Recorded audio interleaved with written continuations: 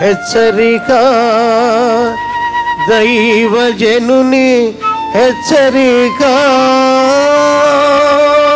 నేను నా గొర్రెలను మేపి పరుండబెట్టుదును, తప్పిపోయిన దానిని నేను వెదకుదును. తప్పిపోయిన వారు ఎందరో ఉన్నారు ఈ రోజున. తప్పిపోయిన కుమారుడు ఒకప్పుడు మంచిగా ఉన్నవాడే, తండ్రితో ఉన్నవాడే, తండ్రి ఆశీర్వాదాలు అనుభవించిన వాడే, కానీ తప్పిపోయాడు.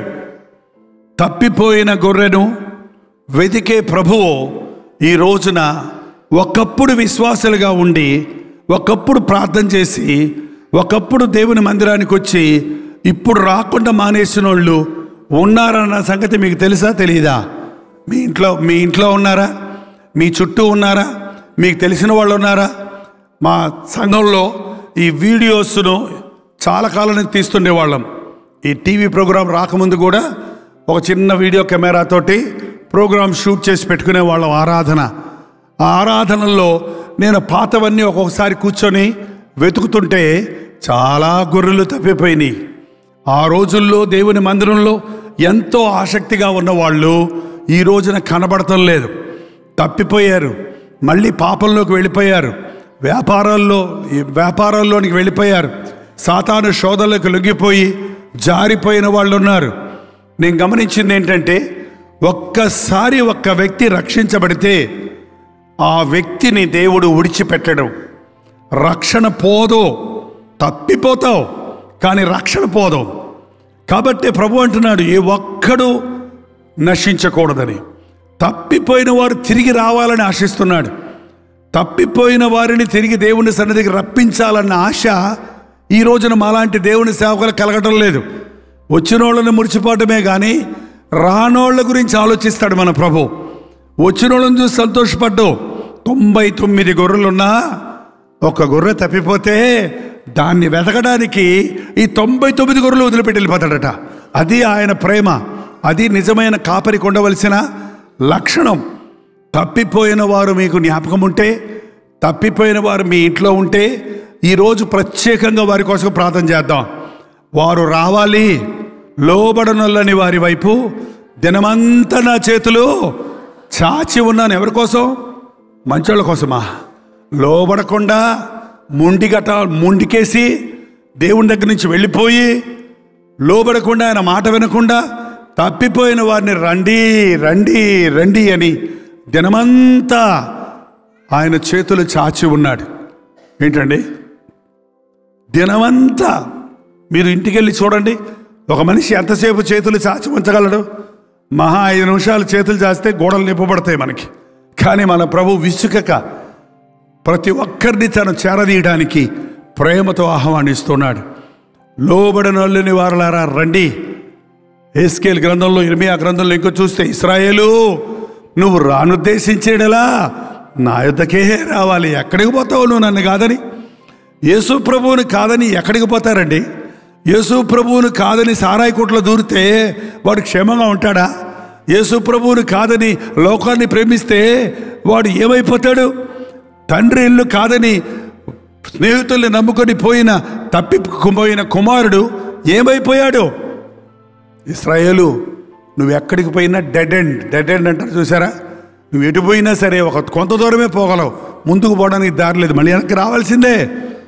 నువ్వు ప్రభు చేత ప్రేమించబడిన తర్వాత, ఆయన ఇచ్చిన రక్షణ పొందిన తర్వాత నువ్వు తప్పిపోతే తిరిగిరా అని ప్రభు పిలుస్తున్నాడు. ఇశ్రాయేలు రానుద్దేశించినడలా నా యొద్దకే రావలెను. అవిశ్వాసులైన బిడ్డలారా తిరిగి రండి, మీ విశ్వాసము నేను బాగు చేస్తాను. భ్రష్టులైన బిడ్డలారా తిరిగి రండి, నేను మిమ్మల్ని బాగు చేస్తాను. ఎంత మంచి ప్రేమ కలిగిన ప్రభువు ఉన్నాడో చూడండి. ఈరోజు ఒక కాపరి, ఒక సేవకుడు అటువంటి మనస్సు కలిగి ఉండాలి. ఒక తప్పిపోయిన వ్యక్తిని నేరాలు మోపి నిందలు మోపి తీర్పు తీర్చి వదిలిపెట్టడం కాదు, కానీ మంచి దారికి తీసుకురావాలని ప్రార్థించాలి, ప్రయాసపడాలి, వారు తిరిగి వచ్చేటట్టుగా చేయాలి. ఈ రోజున ఒక నలిగిన హృదయాన్ని బలపరుద్దామని, ఒక కృంగిన హృదయాన్ని లేవనెత్తుదామని, ఒక సమస్యల్లో ఉన్న మనిషిని విడిపిద్దామని ఆశ లేని వారిగా కాపరులు ఉంటున్నారు. మన ప్రభువు మంచి కాపరి. ఆ మంచి కాపరిని పోలి నడిచిన వాడే మరో మంచి కాపరి అవ్వగలుగుతాడు. గాయపడిన వారెందరో ఉన్నారు. వారి బాధలు, వారి సమస్యలు ఎవరికీ చెప్పుకోలేక వారి జీవితంలో కలిగినటువంటి ఆ పుండు అది దినదినము ఎక్కువైపోతుండగా వాళ్ళు కృంగిపోతూ ఉన్నారు. ఈ రోజున ఈ డిప్రెషన్ అనే మాట ఎక్కువ వింటున్నాం. ఆ గాయం ఒక్కొక్కసారి పాపమే కాకర్లేదు, ఒక డిసప్పాయింట్మెంట్, ఒక ఫెయిల్యూర్, ఒక విఫలత, ఒక నిరుత్సాహం, ఒక ఒక ఒక సమస్య మనిషిని పట్టుకొని పిండేస్తూ ఉంది. ఆ గాయం రేగిపోతూ ఉంది. ఆ బాధతో వాళ్ళు డమ్మీ అయిపోతున్నారు. మంచి బ్రిలియంట్ స్టూడెంట్స్, మంచి యాక్టివ్గా ఉన్నవాళ్ళు ఏదో విధంగా ఏదో వారం రోజుల నుంచి ఒకలాగా అయిపోయాడండి మా అబ్బాయి, ఒకలాగా అయిపోయిందండి మా అమ్మాయి అని చెప్పడం నేను ఎంతో మందిని వింటున్నాను. ఏంటది? వాళ్ళ శరీరం బాగానే ఉంది, శరీరంలో ఏ లోపం లేదు, అవయవాలన్నీ చక్కగా ఉన్నాయి, ఆరోగ్యం అంతా బాగుంది, గాయమైంది. ఆ గాయం ఆలోచిస్తున్నారు, మదన పడుతున్నారు. దాన్ని చెప్తే తిడతారేమో, చెప్తే కొడతారేమో, చెప్తే అవమానపరుస్తారేమో అనే భయంతో పీడించబడుతున్నారు. మంచి కాపరి మనసులో ఉన్న దాన్ని బయటికి తెచ్చి దానికి నివారణ చేస్తాడు, పరిష్కారాన్ని చూపిస్తాడు. ప్రార్థన. పరిశుద్ధుడా, ప్రేమగల తండ్రి, ఒక్కసారి మమ్మల్ని చూడు నాయన. నీ కృపను మాకు దయచేయ్యా. దారి తప్పిన మమ్మల్ని నీ కౌగిల్లోనికి చేర్చుకో నాయన. గాయాలు పాలైన మమ్మల్ని నీ గాయపడిన హస్తముతో ముట్టి బాగు చేయ్యా. దేవా, నిన్ను మర్చిపోయి హృదయంలో గర్వించిన మమ్మల్ని నీ పాదాల దగ్గరకు చేర్చుకొని సరిచేయి నాయనా. ఈ రోజు నుంచి నీ కొరకు బ్రతుకుతామయ్యా. నీ స్వరం వింటూ, నీ ఉపదేశాలు వింటూ, కుడి ఎడములకు తొలగకుండా ఇదే మార్గము, దీనిలో నడువుడి అన్న నీ స్వరం వింటూ నీ రాజ్యం చేరే వరకు నీ సాక్షులుగా బ్రతుకుతామయ్యా. నువ్వు కోరుకున్న మమ్మల్ని, నువ్వు ఏరిన మమ్మల్ని, నువ్వు ప్రేమించిన మమ్మల్ని, నువ్వు రక్షించుకున్న మమ్మల్ని విడిచిపెట్టొద్దయ్యా. మమ్మల్ని మరొకసారి మందలో చేర్చుకో, నీ కౌగిల్లోనికి చేర్చుకో. త్వరలో రాబోతున్న నీ రాకడ కొరకు మేము సిద్ధపడి ఉండడానికి, మా ఇంటి వారిని, మా చుట్టూన్న వారిని సిద్ధపరచడానికి సహాయం చేయి తండ్రి. యేసు క్రీస్తు నామములో అడుగుచున్నాము తండ్రి. మన తండ్రి అయిన దేవుని యొక్క ప్రేమయు, కుమారుడైన క్రీస్తు యొక్క కృపయు, ఆదరణకర్త అయిన పరిశుద్ధాత్మ యొక్క సహవాసమును కుడి వచ్చిన మనందరికీ ఇప్పుడును సదాకాలమును తోడై ఉండును గాక. ఆమేన్, ఆమేన్, ఆమేన్.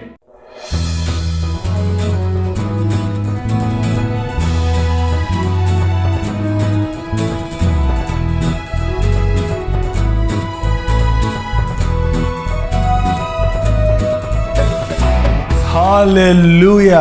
దుబాయ్, అబుదాబి, షార్జాలో ఉన్న వారికి, తెలుగు వారికి, తమిళ వారికి శుభవార్త. ఈ రోజుల్లో తెలుగు, తమిళు, హిందీ, మలయాళం అనుదిన ధ్యానాలు 4 భాషల్లో ప్రతిరోజు వినిపిస్తున్నాం.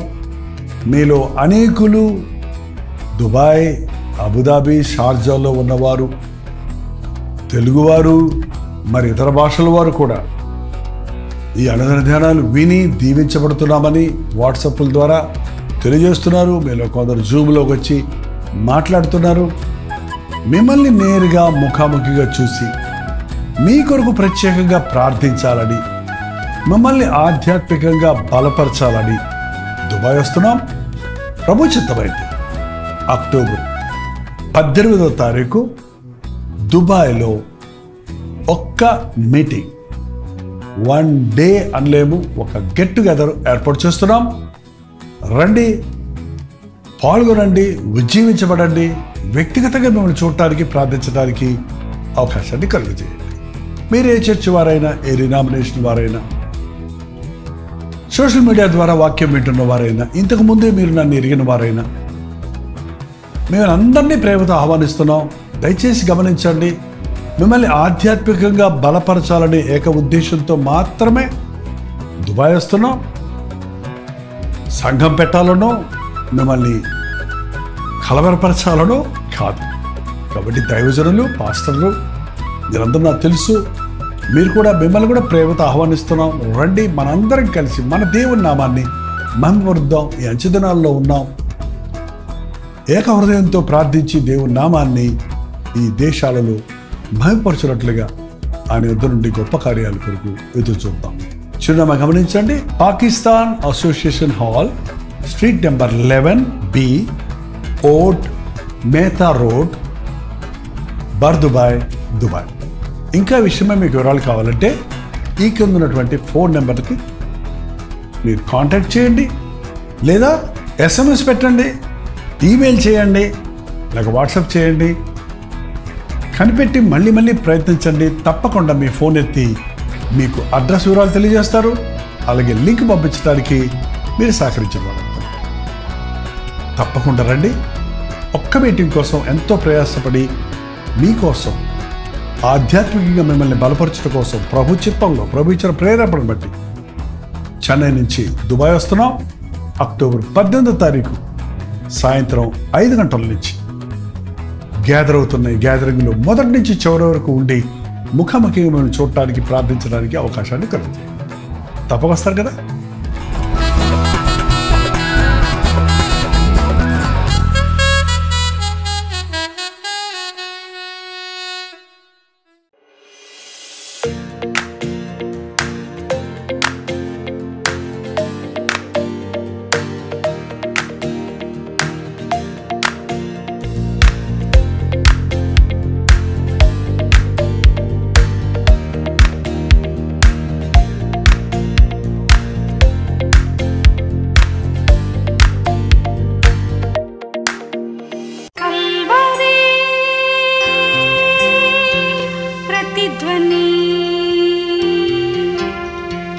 कल्वरी